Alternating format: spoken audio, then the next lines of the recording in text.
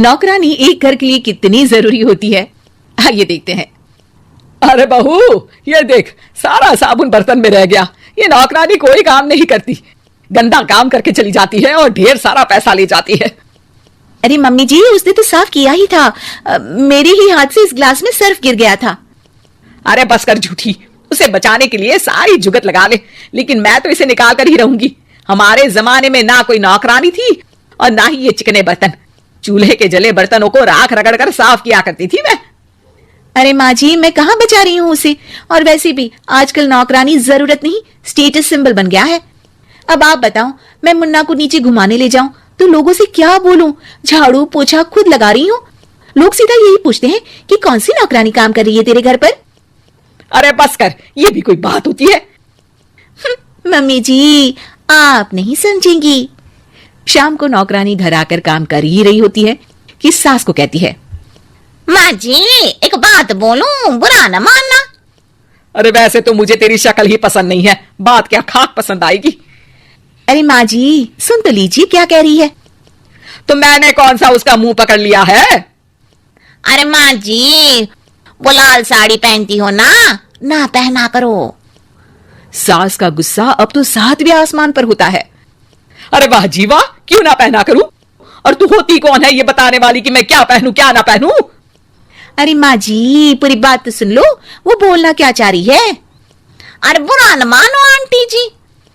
अरे कौन आंटी? अपनी उम्र देखी है तूने? 2-4 साल ही छोटी होगी मुझसे और मुझे आंटी बोल रही है। बहू सर पर हाथ रख लेती है। अरे अच्छी खासी उम्र दराज हो और आंटी ना बोलूं? मैं तुम्हारी बहू से भी 4 साल छोटी हूं। क्यों दीदी? बोलती भी क्या, एक तरफ सास यानी पति की माँ, तो दूसरी तरफ नौकरानी जिसके बिना घर का काम नहीं चल सकता। वो दरअसल माँ जी की शादी पे बहुत जल्दी हो गई थी ना। अच्छा ये झगड़ा छोड़ो, ये बताओ तुम माँ जी को लाल साड़ी पहनने से क्यों मना कर रही हो? वो ना, इनकी उम्र की सारी औरतें सोसाइटी में इनके लिए बात करती हैं कि तुम्हारी सास बुढ़ी घोड़ी लाल लगाम है। बहू को ये सुनकर गुस्सा आ जाता है। अरे वाह वाह, कौन बोलता है जी? खुद क्या है यहाँ की औरतें, बाल सफेद लेकिन टाइट जींस और कोई कुछ भी पहने। अरे पहनना हमारा निजी हक है, किसी को कुछ हक नहीं बनता कि वो मेरी सास के लिए कुछ बोले। मैं आज ही जाकर माँ जी के लिए लाल जींस लेकर आऊंगी, फिर देखो कोई क्या बोलता है। अरे चुप लाल जींस। अरे सुन नौकरानी की बच्ची, जाकर बोल दे उन लोगों से कि उन लोगों की तरह मैं उड़ती नहीं फिरती हूँ घर बार छोड़कर। अपने बच्चों और नाती पोतों में मन लगाती हूँ, ना कि सारा दिन ताश के पत्तों में आंख गड़ाकर 3 पत्ती खेलूं।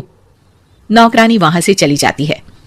वैसे बहू, नौकरानी के क्या फायदे हैं ये तो पता नहीं, लेकिन सबसे अच्छा तो ये कि पता चल जाता है कि कौन किसके लिए क्या बोल रहा है।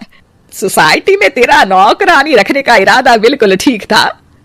अगले दिन उन लोगों के घर की बेल बजती है। बहू दरवाजा खोलती है कि सामने कुछ औरतें खड़ी होती हैं। अरे बहू, कहाँ है तेरी सास? बुला जरा। अरे बहन जी, आप सारी एक साथ आइए आइए, कैसे आना हुआ? अरे 3 पत्ते खेलने आई हैं, क्यों खेलोगी? क्यों नहीं, वैसे भी बड़े दिन हो गए, एंटरटेनमेंट हुआ नहीं। बहू जा जाकर पकोड़े तो बना ला।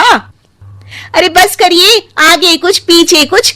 वैसे तो कहती है कि परिवार पर ध्यान देती है, हमारी तरह 3 पत्तियां नहीं खेलती। हमने कौन सा परिवार छोड़ दिया? सास सक पका जाती है। अब ये किसने कहा? मैं तो कहती हूँ कि मैं भी थोड़ा बाहर निकलूं। आपने ही तो कमला नौकरानी से ये सारी बात की थी। सास और बहू को अब सारी कहानी समझ आ जाती है कि सोसाइटी की औरतें क्यों भड़क रही हैं। माफ करिए आंटी, मैं छोटी हूँ, लेकिन फिर भी पहले तो आप लोगों ने माँ की लाल साड़ी का मजाक उड़ाया था ना।